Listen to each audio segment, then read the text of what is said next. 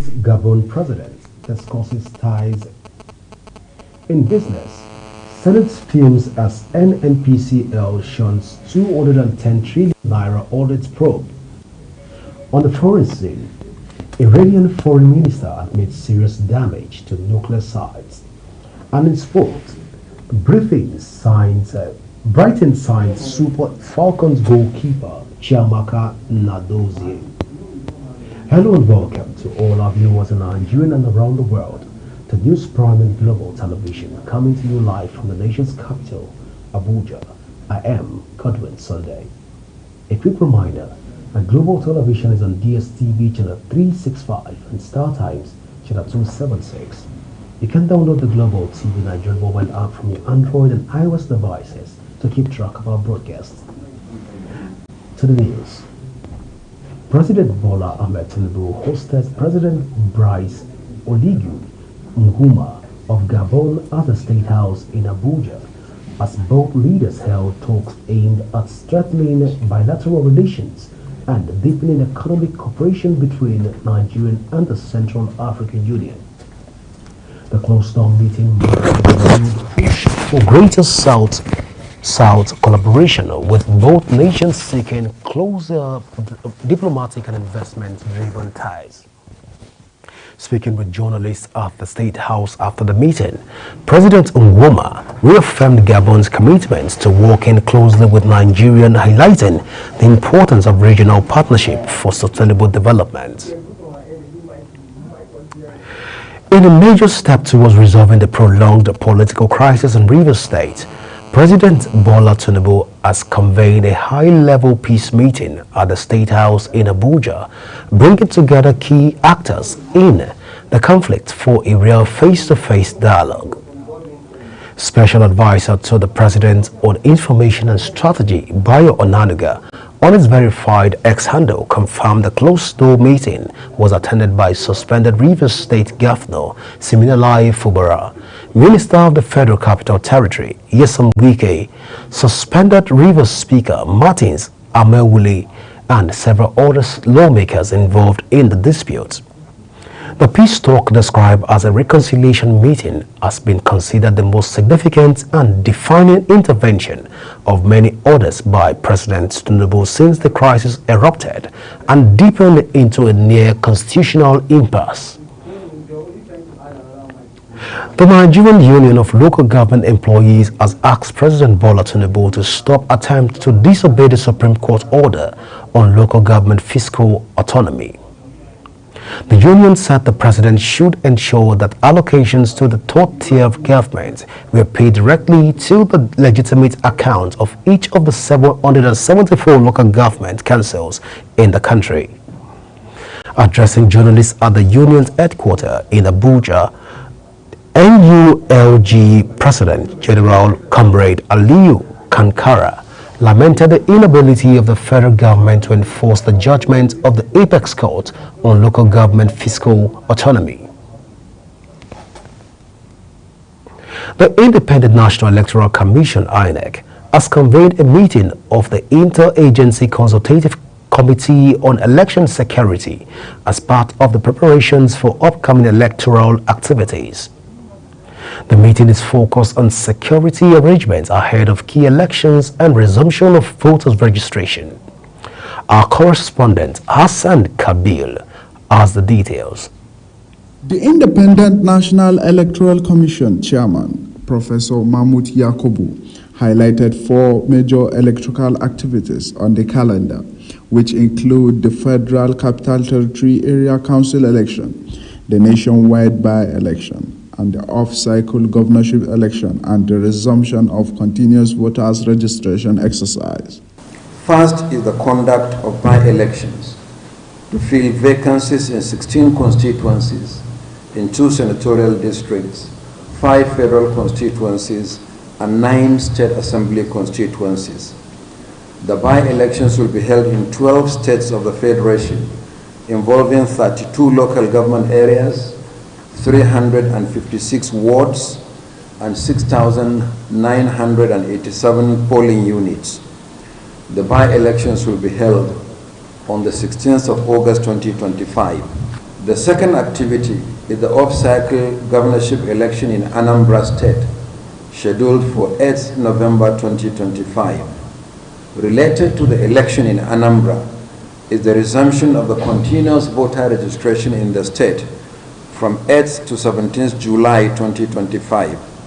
While addressing security concerns, Professor Mahmood Yakubu called on all security agencies to provide adequate protection of lives, electoral officials, and materials before, during, and after the polls. He reiterated the Commission's commitment to working with security stakeholders and ensure credible and violence-free election. I call on security agencies to make adequate and proactive arrangements for the protection of personnel and assets to be deployed by the Commission and all stakeholders for these activities. As Nigeria moves closer to another round of election, the collaboration between INEC and security agencies remains vital, with preparations underway. All eyes are on the Commission to deliver a process that is peaceful, inclusive, and credible. Hassan Kabir reporting for Global TV. President Bola Tinubu has commissioned the newly completed Kabusa-Katy Road in Abuja as part of efforts to improve infrastructure and ease transportation within the Federal Capital Territory. The president, who was represented by the Speaker of the House of Representatives, Tajuddin Abbas, emphasized the administration's commitment to delivering critical road projects across the country. Our FCT correspondent was there and he has more. It's a day of celebration for residents and commuters as the long-awaited Kabusa Road is officially declared open. The Kabusa Road Commission forms part of the ongoing effort by the President Bola Ahmed Tinubu's administration to prioritize infrastructure as a catalyst for national development. Representing President Bola Tinubu, the Speaker of the House of Representatives, Tajuddin Abbas, commended the Federal Capital Territory Administration for fast-tracking construction and delivering a modern road that is expected to decongest traffic and improve connectivity between Kabusa and surrounding communities. Transformational. This vital infrastructure connects communities, unlocks economic potential, and affirms our administration's commitment to equitable development across every corner of our nation. While speaking at the commissioning, the Federal Capital Territory Minister, Barrister Nyesom Wike, emphasized that the project demonstrates the resolve of President Bola Tinubu's administration to bridge infrastructural gaps and make life easier for Nigerians. The importance of this road is why you can see the communities have come out here in their numbers to celebrate it. And that is what government owes. When the people are happy, government will be happy. When people talk, you see, when government does its own work, you'll see the reflection in the faces of the people. It is expected that the road will boost economic activities and enhance safety for residents.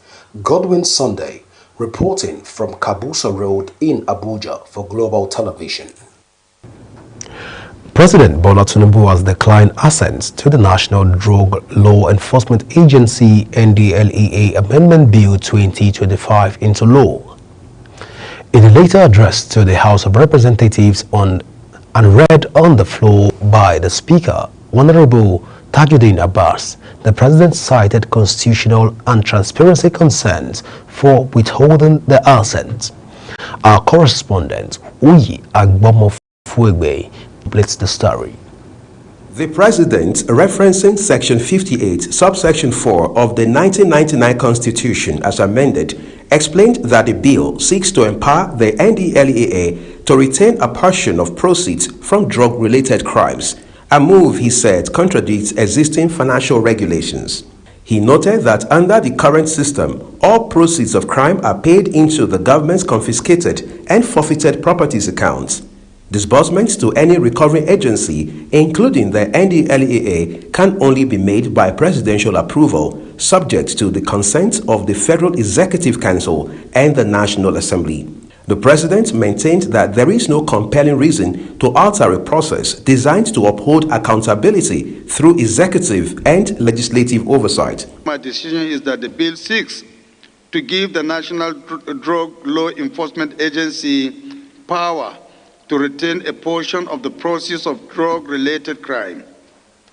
Currently, all proceeds of crime must be paid into the confiscated and forfeited properties account. In addition to this, payments to the relevant organization responsible for recoveries can only be made by the President, subject to the approval of the Federal Executive Council and the National Assembly. Meanwhile, 2 members of the House of Representatives have defected to the All Progressives Congress APC. Honorable Chimobi Sam Atu, representing Enugu South and Enugu North, and Honorable Joseph Uwombasi, representing Ezza North, Ishielu Federal Constituency in Ebonyi State, announced their departure from the Labour Party and the All Progressives Grand Alliance, respectively, citing persistent internal crisis and the need to align with President Bola Tinubu's renewed hope agenda. The Speaker, Honorable Tajuddin Abbas, formally announced their defections on the floor of the House.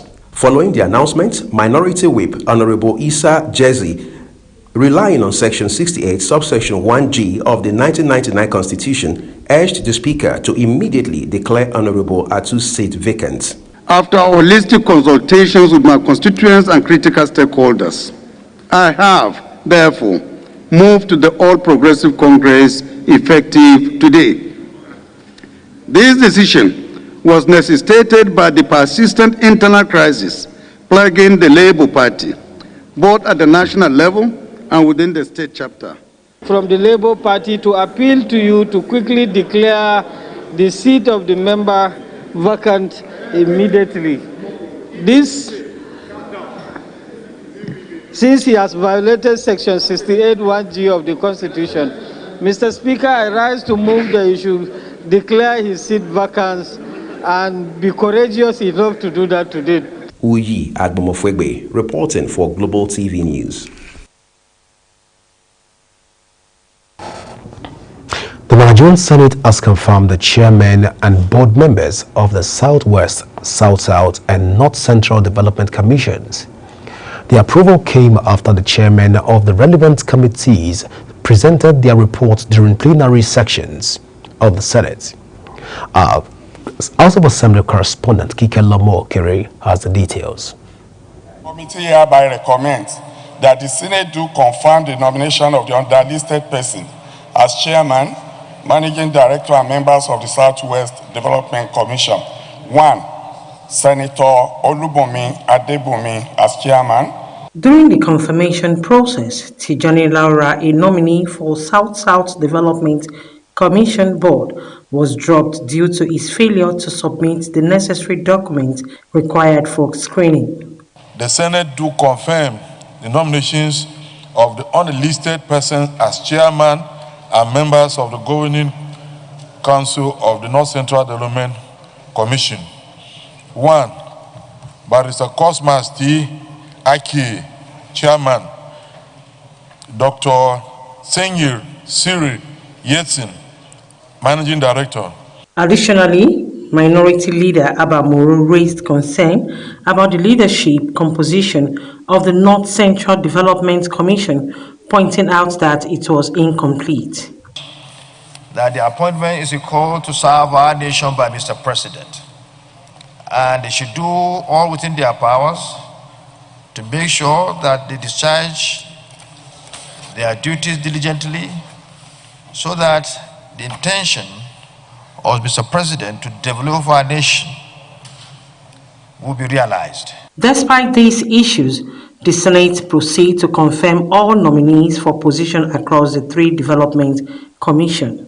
In a similar development, the Senate confirmed the appointment of Oludari Sunday and Kabir Katata as the new Managing Director and Executive Director of the Nigerian Deposit Insurance Corporation, NDIC. The confirmation took place during Thursday plenary following the report by the Senate Committee on Banking, Insurance and Other Financial Institutions, chaired by Senator Adetokunbo Abiru.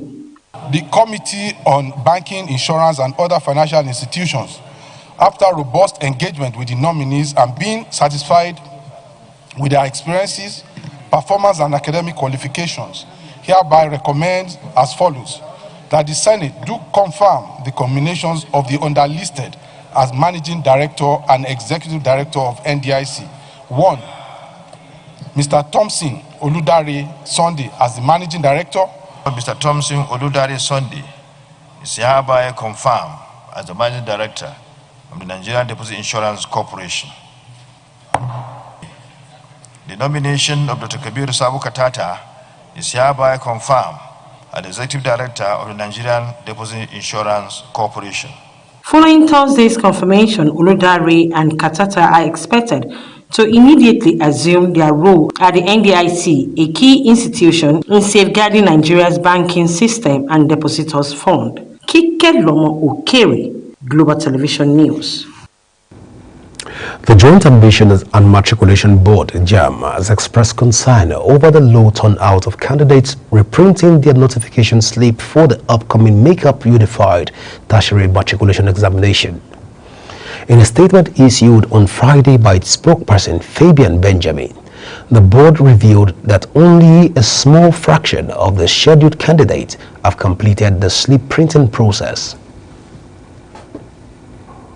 And meanwhile, the immediate past governor of Kogi State, Yahaya Bello, has urged the Federal High Court in Abuja to release his international passport to enable him travel abroad for medical checkup.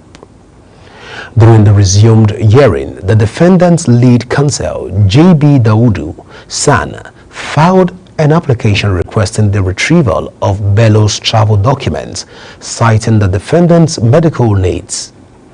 Bello is being prosecuted by the Economic and Financial Crimes Commission on allegations of money laundering amounting to 80.2 billion naira. You are watching the live broadcast of News Prime. When News Prime returns, Brighton signs Super Falcons goalkeeper Chiamaka Nnadozie on free transfer. Details coming shortly, plus business and sports stories on the other side of this break. Please stay with us.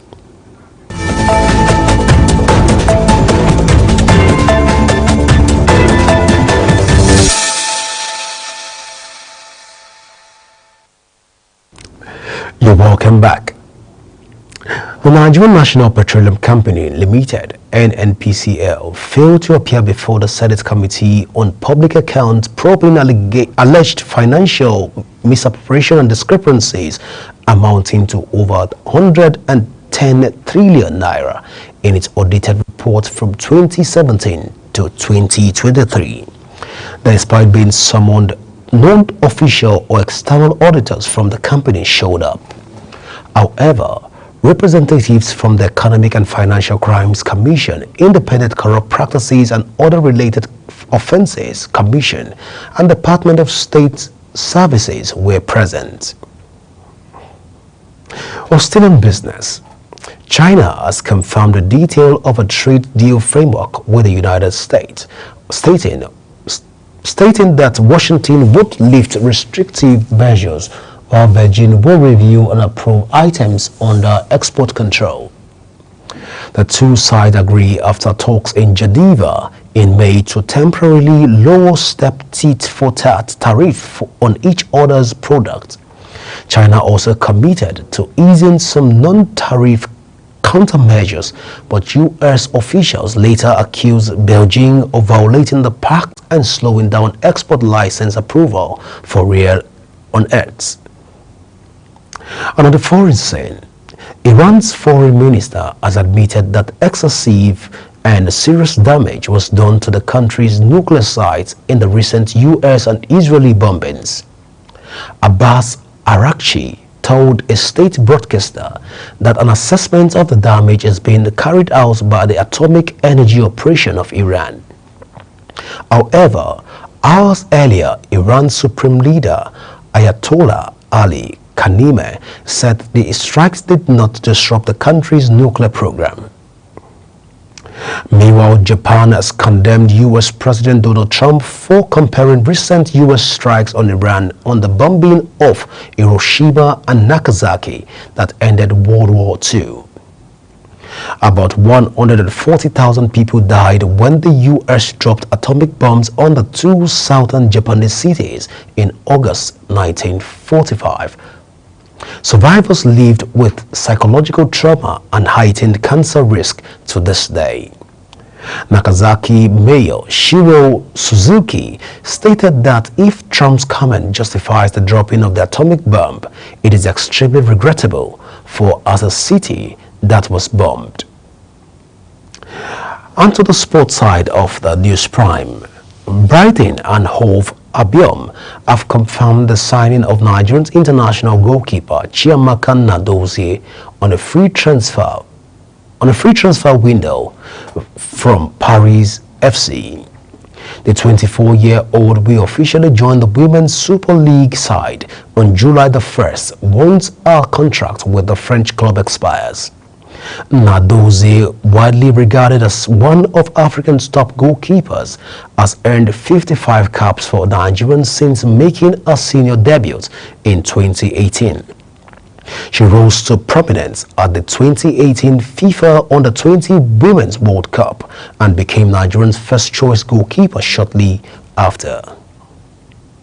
While still in Nigeria, a Nigerian sprint star Favour Ofili and Rosemary Chukwuma have been confirmed for the 2025 ATX Sprint Classic scheduled for Saturday, June 28 at Southwestern University in Georgetown, Texas, where they will go head-to-head with some of the world's fastest sprinters in the women's 100 meters event. Ofili returned to the track for the first time since making global headlines in May when she shattered the women's 150 meters world record at the Adidas Atlanta City Games with a blistering 15.85 seconds. A 22-year-old speed star would also hold the Nigerian 200 record at 21.96 seconds, remain one of the most versatile and dominant forces in global sprinting. A 100-meter season best of 10.94 seconds makes her one to watch in Texas. And as Global TV News Prime come to an end, let's take a look at our top stories. President Bola Tinubu hosted President Brice Oligui Nguema of Gabon at the State House in Abuja as both leaders held talks aimed at strengthening bilateral relations and deepening economic cooperation between Nigeria and the Central African nation.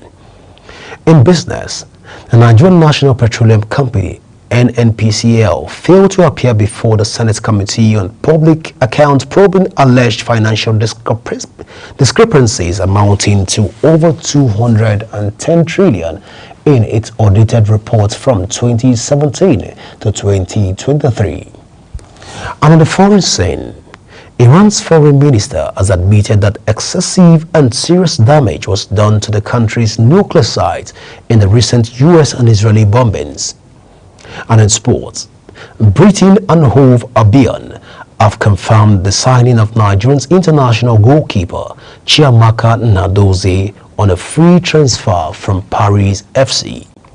And that's it on Global TV News Prime. A quick reminder that Global TV is on DSTV channel 365 and StarTimes channel 276. Kindly follow us across all our social media platforms now showing on your screen using @Global TV NG. You can download the Global TV Nigerian mobile app from your Android and iOS devices to keep track of our broadcasts. I am Godwin Sunday. Thank you for watching.